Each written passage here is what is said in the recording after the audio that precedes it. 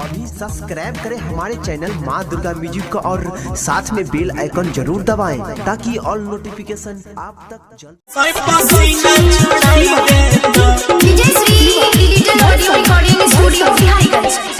गर्मी में बियाह कर लेगे छौरी सोई पसीना छोड़ाई देता। गर्मी में बियाह कर लेगे छौरिया सोई पसीना छोड़ाई देता।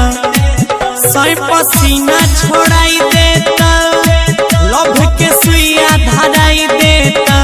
तसेज पर कोरा में बैठा के पियाला दूल्हा दूल्हा घोड़ा दौड़ाई देता। ये छौरी करल गर्मी में बिहा सोई पसीना छोड़ाई देता। सोई पसीना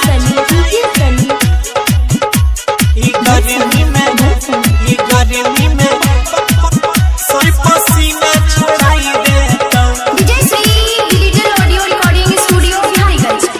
तसेज पर खेलत रही है कबड्डी पूरा ठंडा रहता तेरे बॉडी के छौरी ठंडा रहता बॉडी गोरी गे।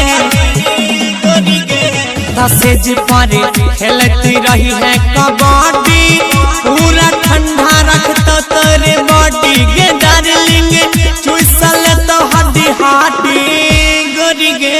पूरा जिंदगी भर के मजा एक दिन में दिलाई देता। ये छौरी करल गर्मी में बिहा सोई पसीना छोड़ाई देता। सोई पसीना गर्मी में सोई पसीना छोड़ाई देता। भीतर जैतो सै वाला दाबा हेला कर दे तो कूलर के हवा के छौड़ी हेला है तो सब हवा ले गए।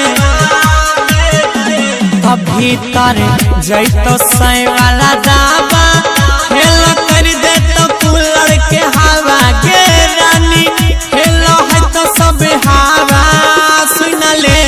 प्यार के खेला में गौरव आ जाए तोरा रोजे हराई देता। करले अंकित राकेश से बिहा दूल्हा दूल्हा घोड़ा दौड़ाई देता।